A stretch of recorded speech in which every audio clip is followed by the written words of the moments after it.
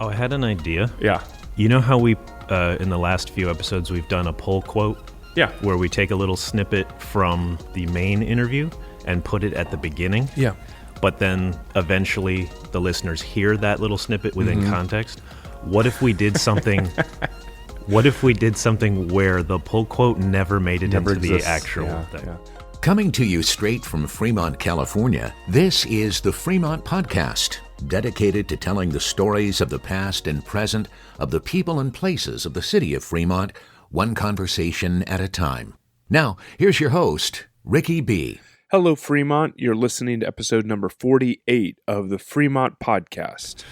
All right. Well, I'm excited because I get to interview a guy who has become a good friend and a big part of the Fremont Podcast so far. And I know he's going to be a big part of it ongoing. But I have with me Andrew Kvet, and I did not say your name correctly the first time that we talked. Hardly anybody does. It's okay. But you corrected me very well. You wrote it out in the correct phonetic punctuation for me. It is a completely invented last name. Is it? One of our ancestors tacked an E at the end of it because they wanted it to sound more French, I am told. Oh, interesting. Okay. It doesn't really matter. Okay. Well, Andrew Kvet is with me, and I'm going to introduce him as the way that we first met, and then I'm going to have him talk a little bit about himself and his story here in Fremont. But when we first started the podcast a while back, I had interviewed the Tri-City Voice, Bill and Sharon, who run the Tri-City Voice, and then as a favor back to me, they reached out to me and asked me if they could do a piece and talk about the podcast in the Tri-City Voice as well. So they had one of their journalists reach out to me to do an interview that later turned into an article on the Tri-City Voice, and that was Andrew. Andrew was that journalist. And when we actually talked via Zoom, I believe it was, and he interviewed me, asked me a bunch of questions, and I found out in that conversation that Andrew was actually the first, and he's going to correct me here, but he was the first person to do a podcast set in Fremont. So correct me where I'm wrong, Andrew. Only to give credit to that scout troop that on a purely technical basis made a podcast, which is still online and is lovely in its haphazardness. Yeah, so the one episode podcast that started the podcasting as we know it here in Fremont. And then Andrew had a podcast that was sponsored by the Tri-City Voice and did a number of episodes. And then because of COVID, it had to go away for, I guess, good. Forever, yeah. Forever.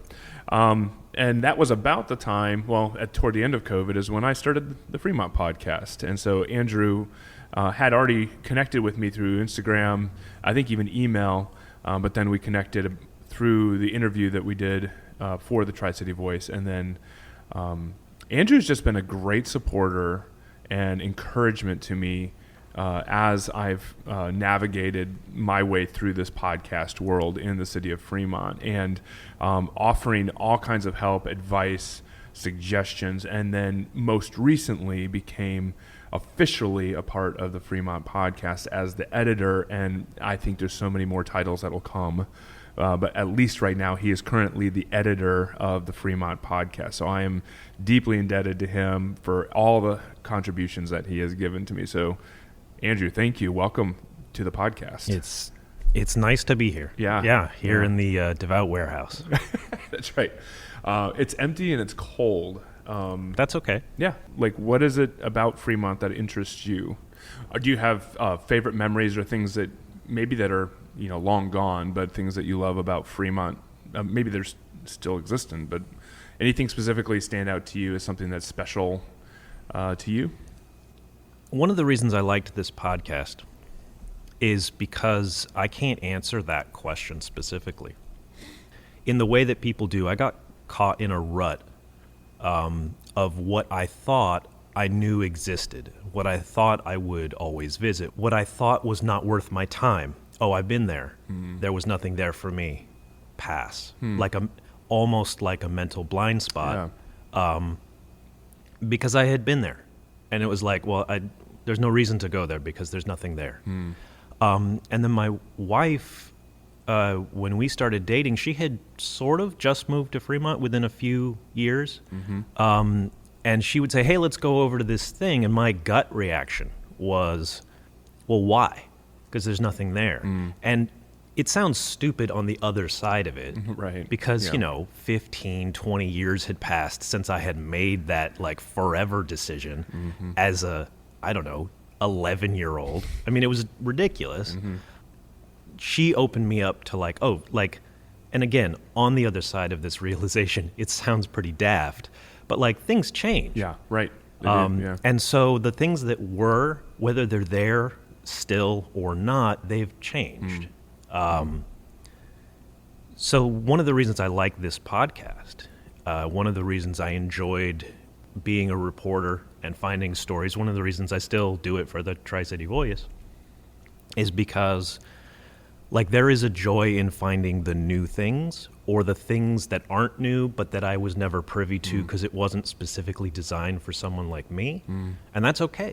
There's just this multitude. So I know that doesn't answer your question about my favorite memory, but honestly, I've kind of let that go and I just am enjoying the kind of constant newness of things, good and bad. There are new things that are trash.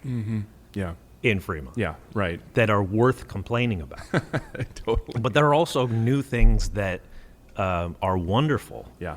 And what I would say is anyone who's perhaps set in their ways is that the thing that you remember as oh, this was the best thing, that thing is brand new and a problem to someone who came before you.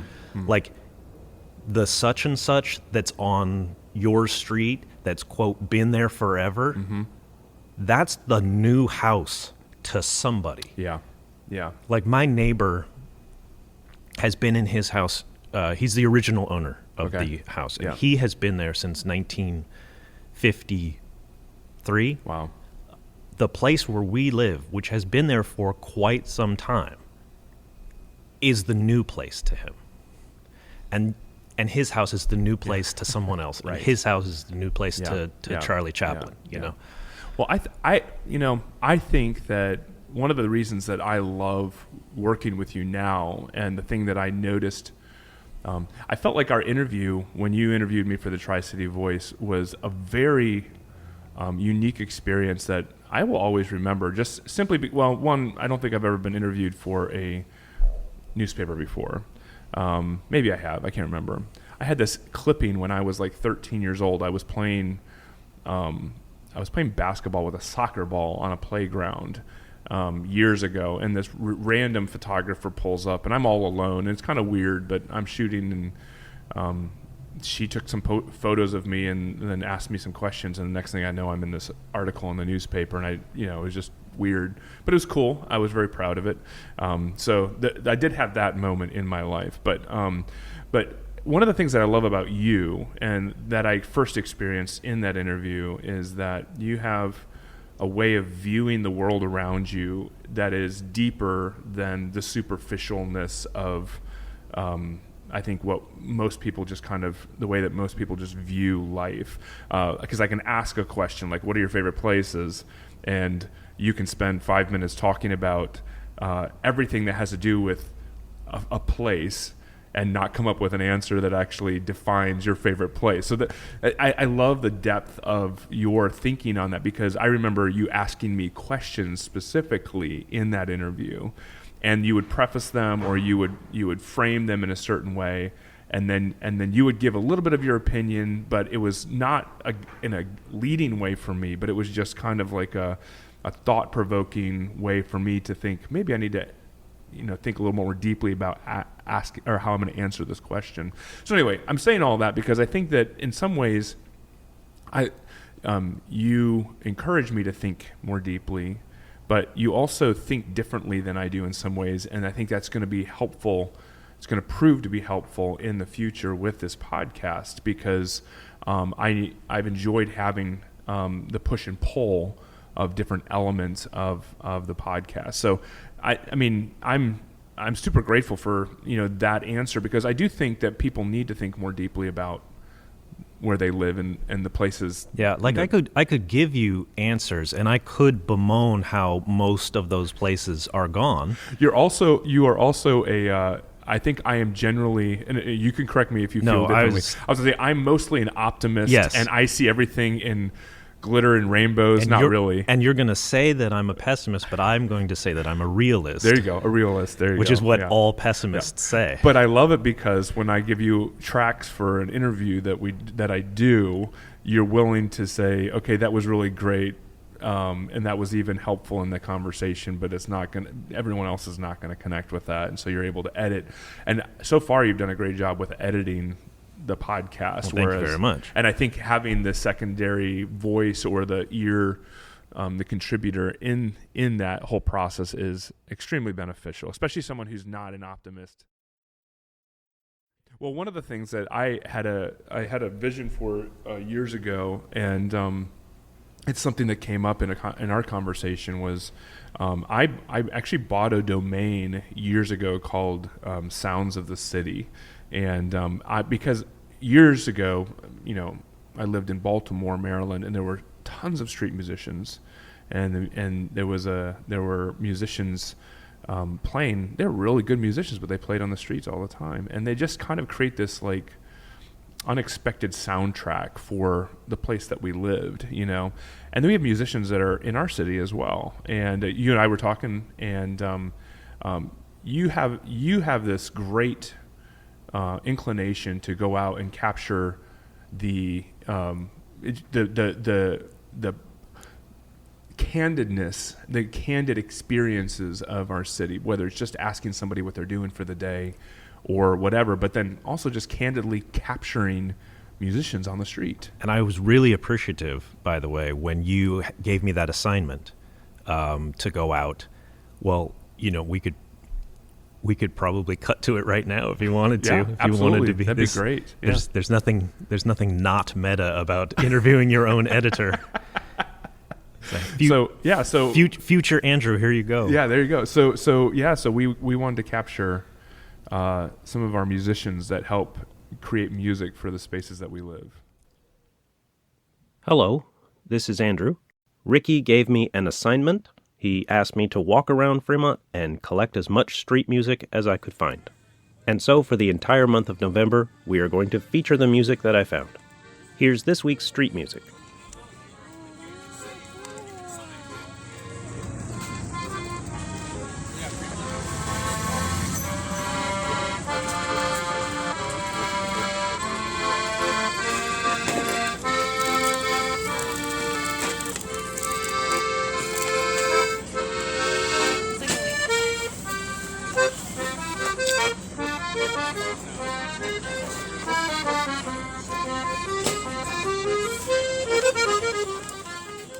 And now, I'm sure Ricky needs to talk to you about our sponsors. Here is a quick conversation that I had with a customer at Dale Hardware. Hey, what's your name? Donna. Donna, you live in Fremont? I sure have. Awesome. How long have you lived here? 43 years. Oh my goodness, that's awesome. What are some of the things that you love about Fremont? I love the people.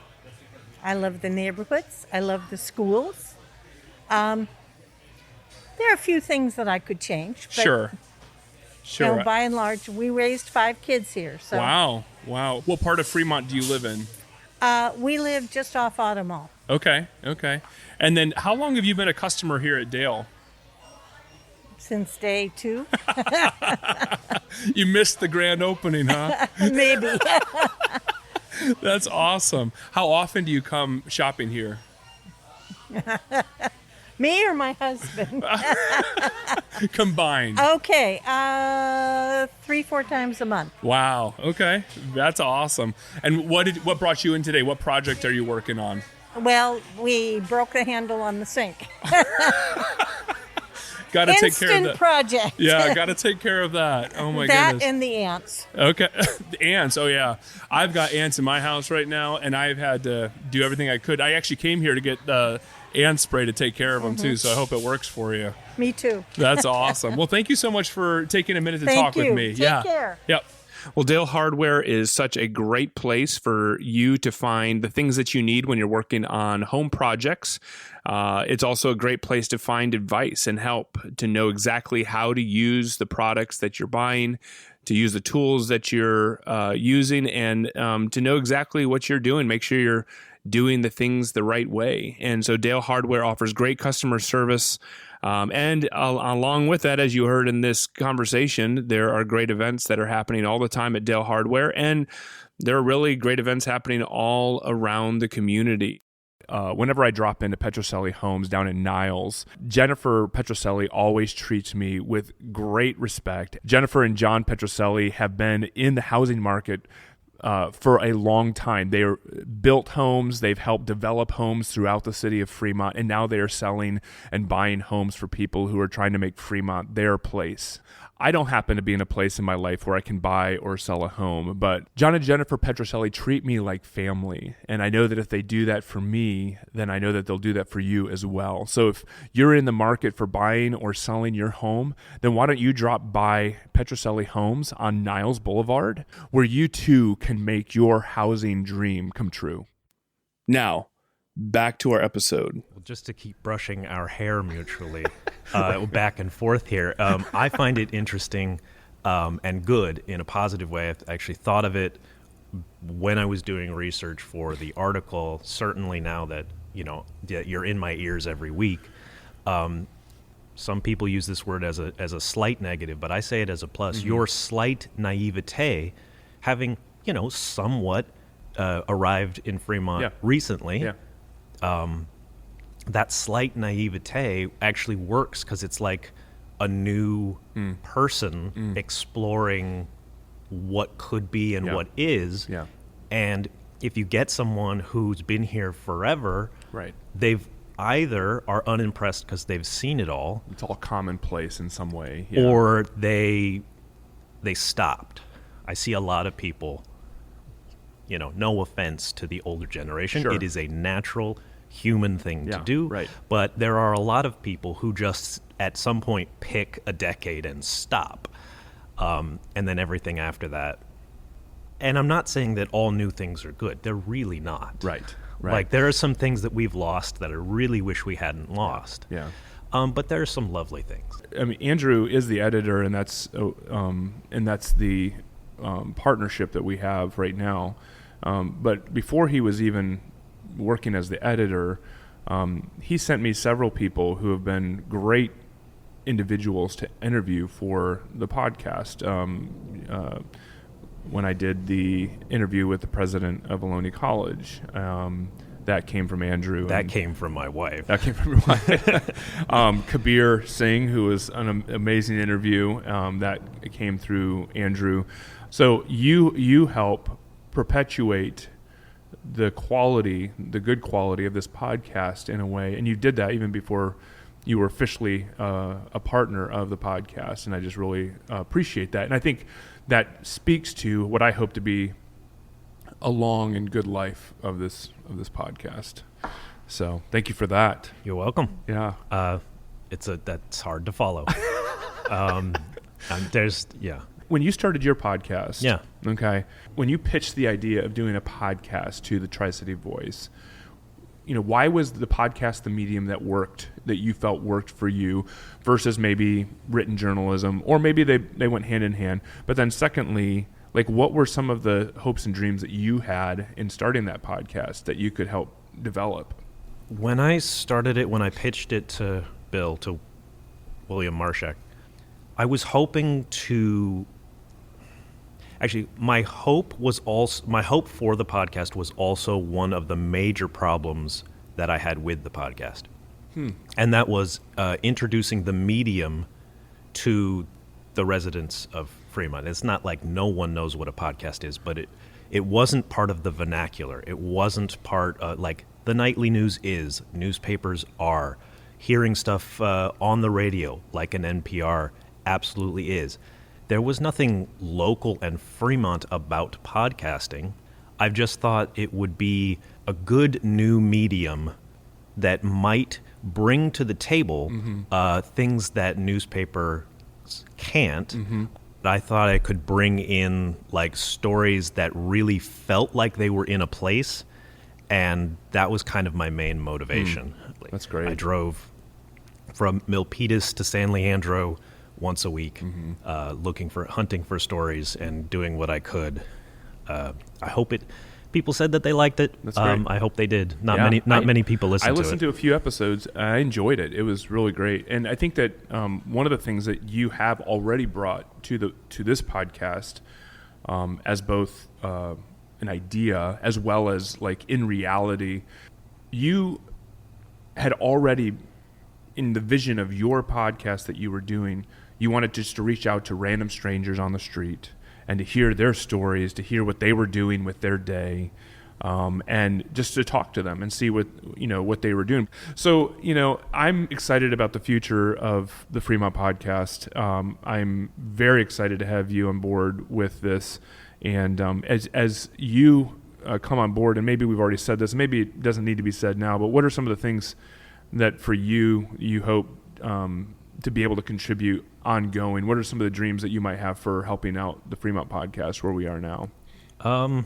I hope that I can continue to take what I heard in those original interviews that you did before we had ever met. I heard a lot of potential and a lot of really good exploration of the city. And if I can shape that a little bit, there are a lot of podcasts out there that are unedited, pure rambles. I guess they have a place. They're not my favorite thing. I mean, this is self-aggrandizing, but the edit is important. It is. It's very much. It's very important. Anyway, I hope I can continue to mildly shape without getting in the way. I hope after this episode, everyone forgets that I'm there, because that's the job of an editor, is to be invisible. I love that. Yeah. But as a person pitching ideas, I would love to hear more from people who are just living their lives. Like, I was thinking it would be a fun trick to, and I didn't do this, but I thought it would be a fun trick to look up what the 2020 population count was here, because and then just slip it in and just say that, because that's the number of episodes we can do. Yeah, I love that. Oh man, that's a great idea. I love that. By the way, I think we have a great audience. I love the people who interact with me through social media, the people who send me emails, the people who are interested in the podcast, and those of you that share the podcast. It's really great. All of you have a place. All of you have a part in this story, the story of Fremont being told and being realized around us. And so if anybody out there has interest in also being a part of the story. Please reach out, because let's stop this annoying interview and just pivot. Please, everyone. If you have stories, please contact Ricky. Please contact us. You can go to the FremontPodcast.com, and there's a contact form on there that you can send me. It goes straight to my phone like a text message, and I can respond to you immediately. But you can reach out to me there. But the truth is that probably the majority of you that are listening to the podcast right now, you probably think that your story is uninteresting, that there's nobody wants to hear your story. But it's just not true. Yeah, it's not true. I would beg to differ, because everyone's story is special and unique, and it's all a part of what makes up our city. And part of the reason that I wanted to do the Fremont Podcast is because I think that we don't stop to listen to our neighbors' stories and get to know them well, and we don't think of ourselves as being significant to the community. If you have a doubt that your story is insignificant, if you think, oh well, no one's going to want, I've heard the episodes before, and even the worst one, the one with Andrew in it, even that one was more interesting than what I would have to contribute. I call BS, and I would encourage you to listen to another podcast out of Baltimore called Out of the Blocks, where the guys spend like a month or so wandering around one block and just collecting interviews, and no one has like an hour's worth to contribute. They contribute what they do have, and then he stitches it all together, and it's beautiful. And I know I'm sending people away from the link, but it's great. It's an amazing podcast. If you don't think you have an everyday experience that is worth other people hearing in their everyday lives, you are wrong, and listen to that other podcast, and then come back and listen to all the... I would like to give props out to other people who literally do a better job than I do covering Fremont as journalists. I want to say, like, one of the hardest things about doing that podcast, as simple and small and like low audience as it was, that's not a dig, it just had a low audience. You've been very kind, and I'm glad that we're working together, but I'm not anywhere near the best or the most involved, certainly not the best, but not even the most involved journalist trying desperately to cover Fremont. And I want to give props to the people who actually are, including Stephanie over at the Tri-City Voice, who's my boss, my direct boss. She's the assignment editor. It's very hard to cover Fremont. The reporter, Joseph Giha, I'm sorry, Joseph, if I messed up your name, but out of the East Bay Times, he seems to be the only journalist from the East Bay Times who ever comes down here. If you start looking at where the San Francisco and Oakland centric news organizations, the major newspapers, but also the major television and all the radio, it's all centered there. So a lot of the stories come out of there. You have to drive all the way down to Fremont in order to cover it, especially when your office is in San Francisco. It's really hard. I mean, the older listeners, and not even that older listeners, might remember the Argus. Well, the Argus still sort of exists. It's the East Bay Times, but the parent company, Bay Area News Group, moved the offices over the hill to Pleasanton, and we get coverage like once a week, I think, in that little insert. You're not going to get great coverage. Patch has all the flaws that Patch has, including taking sponsored content and putting it among other things so that you don't know what's what. I'm not trying to diss on the people who run the Patch, but like Patch has some inherent flaws. Finding out what's going on a Facebook group is inherently toxic. It's not trustworthy. It's really, really hard. And so the people who do it, the people who went to J school and actually do this for a living need to be given credit. Me and my occasional articles in the Tri-City Voice and the stories that I've pitched to you, that's not covering Fremont. That's not really, there are people out there who are really trying, and they do, all credit to them, they don't do a good job because they can't possibly do a good job. They do a good job. They do a good job. Let me say that again. They do a good job, but they can't possibly do a good job because they're not here often enough, because they can't be here often enough. Even if Joseph was here every single day, this town, prior to 1956, this town was 5 towns. It's that big. It's big. It's huge. You can't do a story. We've talked about this. You can't do a story in Warm Springs and then Ardenwood and then Warm Springs and then Ardenwood and have any day left. That's exactly right. And that's one city, let alone all the other cities that he and all of his compatriots and everyone at the Tri-City Voice, Tri-City Voice tries to cover everything from Milpitas to San Leandro. That's tough. That is, we have these papers that are covering such wide areas, And I even recently had somebody ask me who works for the city. They asked me, "Are you running out of episodes yet? I mean, you have enough content?" And I was like, "Oh my goodness, there's so much content in the city of Fremont. There are so many stories to be told here in the city of Fremont. Yeah. We're just getting started. I mean, this is episode 48, right? Right. And there's so many more stories to be told. We just scratched the surface already. But yeah, I firmly believe, if you want to see me up on a soapbox, this is it. Yeah. I firmly believe that the notion that things don't happen down here in Fremont is a self-fulfilling prophecy. Interesting. Because something has to, I'm going to say something that doesn't make sense, but this is how it feels like it operates. Yeah.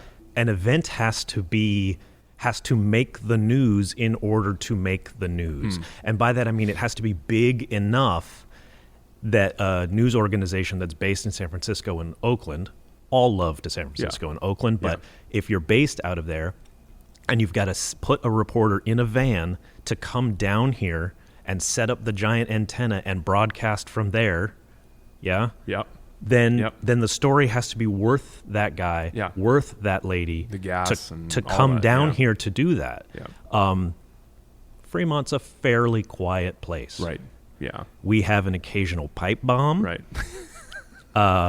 We have an amazing Holly or Holy Festival, with all the color in the park. That's great. You can come down and cover that. Yeah. We have those occasionally, and occasionally the news vans do show up.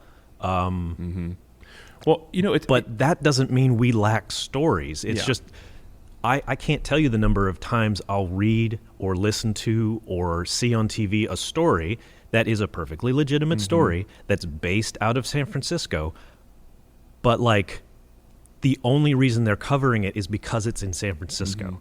It's not like an especially San Francisco thing. It's just like, oh, we have those, you just don't cover those. Yeah, right. Like local author, book. And I'm like, okay, we have local authors. Right. That person's not doing anything extraordinary. Right. It's not like local San Francisco author saves puppy while winning the Nobel Peace Prize. Right. Yeah. It's exactly like you right. could take that same story, and if you were down here, please come down here. Yeah. No one's going to listen to this. Yeah. If they were down here. Well, I think you're exactly right, and I think one of the things that I've heard from people who have talked to me about the Fremont podcast is that they do appreciate the fact that we don't focus on all the negative things that are happening, because I think it's often what drives so much of the news that is out there. All the negative things. So people who are hurt or killed, or things that catalytic converters being stolen, and all those things. We focus on all those things. And I don't want anybody to ever believe that the Fremont podcast is just ignoring or turning a blind eye to horrible things that are happening around us. I just think that everyone else is doing that. And we have these beautiful stories that are happening all around us. People are living their lives. Perhaps one of the reasons why Fremont doesn't get so much notoriety or publicity is because it's actually, we have some good things that are happening around here, and it's not laden with negative things. Although the negative things are here, but I think we just have some really, really great, beautiful things that are going on here in the city. Yeah, I don't think anybody's covering what we do have. Right. And you're the optimist, and I'm the the realist. The realist. That's right. But I think there are negative things, and I hope that someday we cover those negative things on the podcast, but in a way that's sort of helpful, rather than sort of just bullet point negative stuff. Exactly. Yeah. We have a fill in the blank problem. We have another fill in the blank problem, and I hope we talk to people who are trying to help that. Right.